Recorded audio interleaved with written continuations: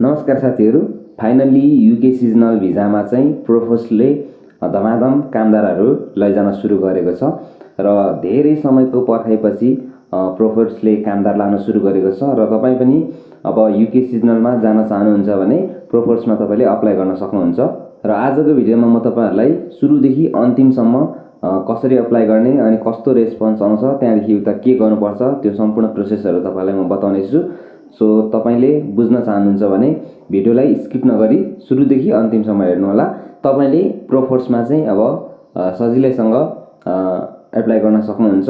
र अप्लाई गर्नुभन्दा अगाडि म तपाईलाई एउटा कुरा के भन्छु भन्दाखेरि तपाईले सबैभन्दा पहिला मैले अलरेडी पहिल्यैदेखि धेरै भनिआएको कुरा हैन, सिभी एकदमै राम्रो बनाउनु होला हैन, अनि कभर लेटर बनाउनु होला। र सिभी पछि तपाईलाई चाहिने कुरा भनेको चाहिँ के हो भन्दाखेरि पुलिस रिपोर्ट हो। पुलिस रिपोर्ट तपाईले बनाउनु पर्ने हुन्छ। पुलिस रिपोर्ट पनि तपाईलाई बनाउन आउँदैन भने माथि आई बटनमा क्लिक गरेर भिडियो हेर्न सक्नुहुन्छ। मैले अलरेडी भिडियो बनाएको छु, तपाईले डिस्क्रिप्सनमा पनि यसको लिंक पाउन सक्नुहुन्छ, त्यहाँबाट पनि हेर्नु होला।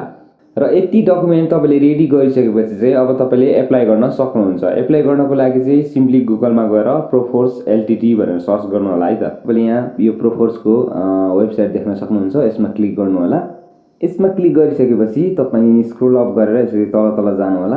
अनि तल तल गइसकेपछि यहाँनिर विभिन्न जबहरू तपाईले देख्न सक्नुहुन्छ है। यहाँ देख्न सक्नुहुन्छ जब्स यु विल लभ भनेको छ हैन। अनि यहाँ देख्न सक्नुहुन्छ यहाँ स्प्रेयर भनेको छ। यहाँ विभिन्न जबहरू छ, तपाईले कुनमा एप्लाई गर्न चाहनुहुन्छ हैन, त्यसमा चाहिँ तपाईले एप्लाई गर्नु होला। जस्तै यसरी तपाईले स्वाइप राइट गर्नुभयो भने देख्न सक्नुहुन्छ यहाँ विभिन्न काम। जस्तै यहाँ पिकिङ सुपरभाइजर छ, अनि यो फोर्कलिफ्ट ड्राइभर छ, अनि प्याक हाउस वर्कर छ हैन, क्रप वर्कर छ, त्यसपछि टोमेटो पिकर छ हैन। जस्तै अब हामी जान सकिने काम भनेको चाहिँ यस्तै काममा हो, टोमेटो पिकर भयो हैन, यस्तैमा। अब जस्तै तपाईले यसमा अप्लाई गर्नको लागि यो अप्लाई नाउमा क्लिक गर्नु होला। अप्लाईमा क्लिक गरिसकेपछि तपाईले यहाँनिर जब डिटेल देख्न सक्नुहुन्छ। जब डिटेलमा चाहिँ यहाँ के भनेको छ भने हैन, यो पोस्टेड 5 अक्टोबर 2022 भनेको छ। सेलेरी भनेको चाहिँ तपाईको 9.50 पाउन्ड घण्टाको रहेको छ हैन। अनि त्यसपछि तपाईलाई प्लस बोनस एन्ड ओभरटाइम पनि मिल्ने रहेछ है त। यहाँ देख्न सक्नुहुन्छ प्लस बोनस एन्ड ओभरटाइम भनेको छ। अनि त्यसपछि जब टाइप भनेको छ सिजनल भनेको छ हैन, हामी जान खोजेको नि सिजनल भिजामा हो। त्यसपछि यहाँनिर डिस्क्रिप्टिभ लाइनमा देख्न सक्नुहुन्छ फार्मिङ भनेको छ हैन। सो यहाँ देख्न सक्नुहुन्छ यो सम्पूर्ण डिटेलहरू। सो यहाँनिर standing or walking while working with picking trolleys भनेको छ हैन। यी सम्पूर्ण कुराहरू चाहिँ तपाईले गर्नुपर्ने हुन्छ काम गर्ने समयमा भनेको छ हैन। तपाईले चाहिँ ट्रलीहरू चलाउँदाखेरि चाहिँ तपाई हिँड्नुपर्छ, उठ्नुपर्छ, उभिनुपर्छ भन्ने कुरा हो हैन। यो तपाई सक्नुहुन्छ, यो त नर्मल कुरो हो हैन। सो यो कुराहरू नर्मलै हो, यो कुराहरू हामीलाई केही समस्या भएन हैन। अब सिम्पली यहाँनिर हामीले अप्लाई गर्नको लागि चाहिँ के गर्नुपर्छ भन्दाखेरि यहाँनिर एप्लाई नाउमा क्लिक गर्नु होला है त। यो एप्लाई नाउमा क्लिक गरिसकेपछि तपाईले यहाँनिर के गर्नुपर्ने हुन्छ भन्दाखेरि फर्स्ट नेम दिनुपर्ने हुन्छ, आफ्नो फर्स्ट नेम दिनु होला। जस्तै मैले यहाँ राजन आफ्नो फर्स्ट नेम दिएँ हैन, अनि मैले आफ्नो थर्ड दिएँ लास्ट नेममा। अनि इमेलमा जस्तै तपाईले यहाँनिर आफ्नो इमेल लगाउनु होला। अनि इमेल लगाइसकेपछि यहाँनिर राइट टु वर्क भनेको छ। अनि यसमा चाहिँ धेरैजना साथीहरू कन्फ्युज भएको छ है, म तपाईलाई राम्रोसँग बताउँछु। यहाँनिर यसमा क्लिक गर्नु होला। अनि यसमा चाहिँ I have the right to work in the UK अनि I do not have the right to work in the UK भनेको छ। अब यसमा चाहिँ हामीले यो I have the right to work in the युकेमा लगाउनु पर्छ। सो तपाईले चाहिँ यहाँनिर लगाउनु पर्ने हुन्छ I have the right to work in the युकेमा लगाउनु होला। अब त्यसपछि यहाँनिर देख्न सक्नुहुन्छ सिभी भनेको छ। यहाँनिर तपाईले आफ्नो सिभी चाहिँ अपलोड गर्नुपर्ने हुन्छ। यो चुज फाइलमा क्लिक गर्नु होला। चुज फाइलमा क्लिक गरेर यहाँ फाइलमा क्लिक गर्नु होला। फाइलमा क्लिक गरेर चाहिँ तपाईले यहाँनिर आफ्नो एउटा सिभी चाहिँ अपलोड गर्नु होला। र सिभी अपलोड गरेर चाहिँ तपाईले यहाँनिर एप्लाईमा क्लिक गर्नु होला। एप्लाईमा क्लिक गरिसकेपछि चाहिँ के हुन्छ भन्दाखेरि तपाईको सबमिट हुन्छ। यो अहिले म एप्लाईमा क्लिक गर्दिन है त, यो मैले अलरेडी एप्लाई गरिसकेको छु। सो म यहाँ अहिले गरिन, तपाईले यहाँ एप्लाईकोमा क्लिक गर्नु होला। त्यसपछि सबमिट हुन्छ। ओके, सबमिट भइसकेपछि चाहिँ अब तपाईलाई एउटा रिप्लाई आउँछ है। र त्यो रिप्लाई आउन धेरै टाइम लाग्दैन, छिटो नै आइहाल्छ, 24 घण्टाभित्र आइहाल्छ। 24 घण्टाभित्र आइसकेपछि कस्तो रिप्लाई आउँछ भन्दाखेरि तपाईले आफ्नो इमेल चेक गर्नु होला। जस्तै म तपाईलाई यहाँनिर मेल खोलेर देखाउँछु। यहाँनिर आएको छ इन्क्वायरिज भनेर आएको छ है त। यहाँनिर हेर्नुहोस्, यो इन्क्वायरिज भनेर आएको छ।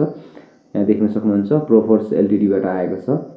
यहाँ देख्न सक्नुहुन्छ यहाँ के भनेको छ भने dear Rajan Thuklyang, To finish registration, you will need to click the link below and create a password to allow you to log in भनेको छ हैन।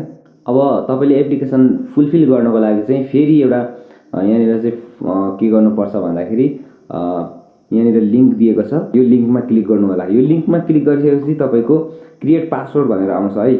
त्यो चाहिँ मैले यहाँ तपाईलाई देखाउन सकिन, म तपाईलाई बताइदिन्छु। मैले बताएको अनुसारले पनि तपाईले गर्न सक्नुहुन्छ। क्रिएट पासवर्ड भनेर आउँछ, त्यहाँनिर तपाईले आफ्नो पासवर्ड राख्नु होला हैन। कस्तो पासवर्ड राख्न चाहनुहुन्छ त्यो पासवर्ड चाहिँ तपाईले राखेर चाहिँ तपाईले त्यहाँ लगइन गर्नु भएपछि तपाईको के हुन्छ भन्दाखेरि तपाईको प्रोफाइल बन्छ। अनि त्यो प्रोफाइल बनिसकेपछि तपाईले त्यहाँ अपलोड गर्ने डकुमेन्ट अपलोड गर्ने ठाउँहरु देख्न सक्नुहुन्छ। त्यसमा तपाईले डकुमेन्टहरु अपलोड गरेर राख्न सक्नुहुन्छ र त्यसरी तपाईले आफ्नो प्रोफाइल क्रिएट गर्नु होला। र त्यसपछि अब यहाँ अर्को पनि एउटा इमेल आएको छ, यहाँ देख्न सक्नुहुन्छ जब एप्लिकेसन भनेर यहाँले आएको छ हैन। यहाँ चाहिँ के आएको छ भन्दाखेरि thank you for applying for job with Proforce भनेको छ हैन।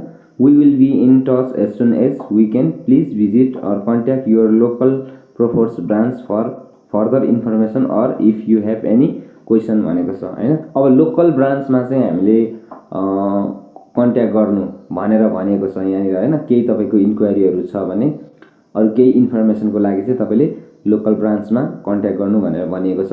अनि त्यसपछि यहाँ 2 मा चाहिँ के छ भन्दाखेरि if you are from Ukraine, Tajikistan, यो कुन कन्ट्री हो हैन। अनि त्यसपछि Nepal, Macedonia and Turkey and you will still wish to email your expression of interest, please use this contact detail below भनेको छ। अब यो जुन कन्ट्रीहरु यहाँनिर भनेको छ त्यो कन्ट्रीको मान्छेले मात्रै अप्लाई गर्न मिल्ने रहेछ है त। त्यो कन्ट्रीहरुमा मात्रै यसको ब्रान्च रहेछ भन्ने कुरा हामीले यहाँ बुझ्छौं। अनि यहाँ देख्न सक्नुहुन्छ if you are not residents in any of the countries listed above भनेको छ। यहाँ माथिको लिस्टेड भएको कन्ट्री भन्दा तपाई अरु कन्ट्रीमा पर्नुहुन्छ भने चाहिँ के भनेको छ भन्दाखेरि please note that we do not currently recruit in your location भनेको छ हैन। सो हामीले चाहिँ यो माथिको कन्ट्रीमा हामी पर्छौं कि पर्दैन भन्दाखेरि नेपाल भनेको छ यहाँनिर हैन। सो हामी यहाँ पर्यौं, अब हामीले चाहिँ यहाँ कन्ट्याक्ट गर्न सक्छौं है। अनि तपाईको यहाँ के भनेको छ भन्दाखेरि भिजा प्रोसेसिङ फिज भनेर 259 पाउन्ड चाहिँ तपाईलाई भिजा प्रोसेसिङ फी को लाग्ने रहेछ, मात्र त्यति लाग्ने रहेछ। त्यो भन्दा धेरै अरु कसैले तपाईलाई पैसा माग्यो भने चाहिँ त्यो विश्वास नगर्नु, त्यो जेन्युइन हैन भनेर भनिएको छ। अनि अर्को मेन कुरा भनेको यहाँ के भनेको छ भने कन्ट्याक्ट डिटेल फर एसडब्ल्युएस भनेको छ है। अनि एसडब्ल्युएस भनेको चाहिँ सिजनल वर्कर स्किम भनेको। यहाँ माथि जति पनि यो देशहरु यहाँनिर लिस्टेड गरेको थियो त्यो लिस्टेडहरु चाहिँ यहाँ दिएको छ। त्यो लिस्टेड कन्ट्रीहरु चाहिँ यहाँ दिएको छ। यहाँनिर युक्रेन देख्न सक्नुहुन्छ, ताजिकिस्तान हैन। अनि यो नेपाल देख्न सक्नुहुन्छ। यहाँ नेपालमा चाहिँ यहाँ के दिएको छ भन्दाखेरि mk@poseidonhumancapital.com भनेर भनेको छ। अब यो चाहिँ इमेल एड्रेस रहेछ नेपालको एउटा ब्रान्च अथवा त्यस्तै प्रोफोर्सको एजेन्ट भनौं न हैन, त्यस्तै समथिङ के होला। सो अब यसमा चाहिँ हामीले क्लिक गर्यो भने हामीले यहाँ मेल गर्नुपर्ने रहेछ। डाइरेक्ट यहाँनिर के भयो भन्दाखेरि यो मेलमा बस्यो। त्यस्तै यहाँनिर मैले चाहिँ मेल गरेको छु, यहाँ तपाईले पनि मेल गर्नु होला हैन। प्रोफोर्स देखि चाहिँ मलाई यो ठाउँमा मेल गर्नु भनेर यसरी दिएको छ हैन। मैले सिजनल वर्कर भिजाको लागि कन्ट्याक्ट गरेको थिएँ यस्तो यस्तो भनेर तपाईले यहाँनिर मेल गर्नु होला। सो मेल गरेपछि उहाँहरुको रेस्पोन्स के आउँछ हैन, त्यो रेस्पोन्स अनुसार नै हामी जानुपर्ने हुन्छ। सो अब मैले चाहिँ यो भर्खरै मेल गरेको छु, अब रेस्पोन्स कहिले आउँछ थाहा छैन। यो रेस्पोन्स आइसकेपछि चाहिँ कस्तो रेस्पोन्स आउँछ र कसरी हामीले जानुपर्ने के गर्नुपर्ने सम्पूर्ण कुरा चाहिँ म तपाईलाई कन्टिन्यू भिडियोमा देखाउने छु।